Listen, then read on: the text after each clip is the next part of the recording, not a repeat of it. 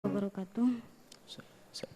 Allahumma sholli ala Sayyidina Muhammad wa ala ali Sayyidina Muhammad. Izin bertanya Buya, apakah ada sikap dari keseharian kita yang dapat menjadi sebab atas kerasnya hati sehingga sulit untuk menerima nasihat dari orang lain Buya? Baik. Mohon penjelasannya agar kami dapat terhindar dari hal-hal tersebut. Syukran. Assalamualaikum warahmatullahi wabarakatuh. Assalamualaikum warahmatullahi wabarakatuh. Kerasnya hati sebabnya ada.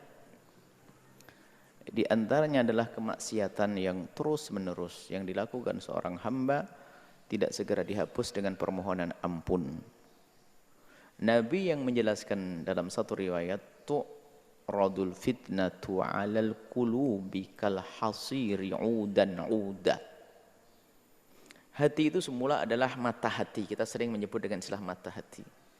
Mata hati seorang penjahat pun dia masih bisa melihat kebaikan sebagai kebaikan. Orang badungnya kayak apa, dia ngerti kebaikan. Tadi perampok nomor satu pun tadi, pengen punya menantu ya jangan perampok deh. Kalau pezina kayak apapun juga tidak menghendaki anak-anaknya jadi pezina semuanya. Karena ada hati kecilnya. Jadi pada dasarnya hati itu melihat kebaikan. Hawa nafsu yang menutup. Sehingga orang buta kebaikan.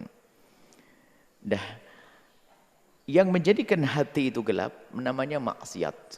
Jadi kemaksiatan itu akan menutup hati, itu caranya itu kal hasiri udan uda. Jadi kemaksiatan dilakukan seorang hamba sekali kayak kasir. Kasir itu dipintal, tikar. Tikar itu bagaimana bisa lebar? Itu bukan lebar, itu hanya dari bahan yang kecil, cuman dipintal jadi lebar. Begitu juga yang namanya kotoran hati. Dosa dilakukan seorang hamba tidak segera tobat nempel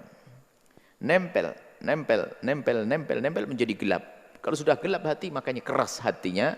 Dan maksudnya keras hati bukan hatinya merongkol kayak batu begitu, bukan. Keras hati itu enggak dengar nasihat, dengar firman Allah tidak terenyuh, dinasihati orang malah bantah, malah dinasihati nyemprot malahan. Itu enggak pernah bisa sami'na wa ata'na, susah karena keras hatinya.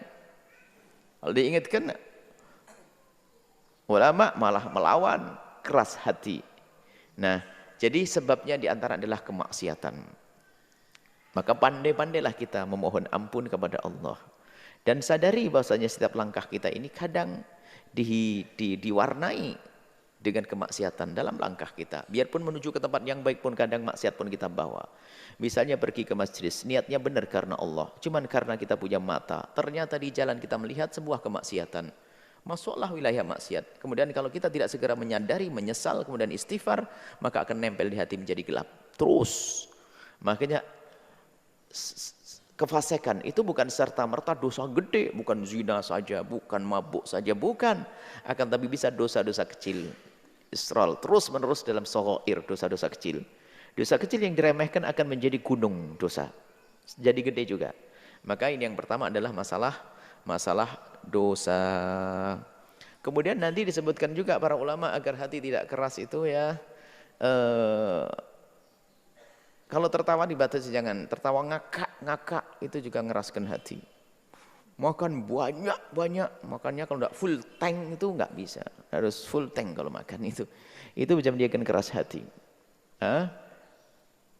Dosa-dosa jelas tadi, ini dari yang mubah.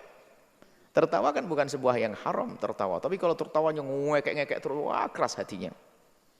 Baik, itu diantaranya. Tapi paling penting adalah kemaksiatan. Maka ayo kita selalu memohon ampun kepada Allah agar lembut hati kita. Kemudian juga ada sebab-sebab agar lembut hati, diantaranya peduli dengan orang lemah. Di samping tadi menjauhi kemaksiatan, nanti agar lembut hati kita. Cintailah orang lemah, fukara, orang fakir, orang miskin, orang lemah, orang yatim. Sampai dalam riwayat disebutkan man habba yulayyan qalbuh. Kalau ada orang yang dilembutkan hatinya falyudni minhu yatima, hendaknya mendekatkan kepadanya anak yatim falyamsah ra'sah, diusap kepalanya. Bukan diusap kepalanya, lanjutkan hadisnya. Nah, wa yut'imuhu bima yat'amuh. Oh kama qala Rasul, memberi makan dia seperti yang ia makan. Wa yulbisu bima yalbasuhu, memberi pakaian seperti ia pakai. Artinya memuliakan anak yatim itu adalah menjadikan lembut hati. Mungkin ada seorang istri punya suami yang keras hatinya. Coba bisiki, suamiku keras tidak apa-apa. Awal-awal ambil anak yatim. Yuk kita ambil, kita besarkan dia. Di antaranya itu anak yatim, orang fakir. Ayo bang, kita ambil anak yatim, orang fakir. Kita bawa, bukan dibawa ke rumah kita. Jangan-jangan rumah kita rumah tidak layak hidupnya anak berkembang. Rumah full televisi, rumah full internet, rumah full. Ini mungkin kita ambil satu anak, kita tempatkan di tempat mulia, di pesantren, sampai dia terdidik dan sebagainya. Lihat, Allah Maha Kasih dan Maha Tahu menjadi sebab lembutnya hati. Berkasih sayanglah dengan orang lemah, maka Allah akan melembutkan hati kita. Wallahu a'lam bishawab.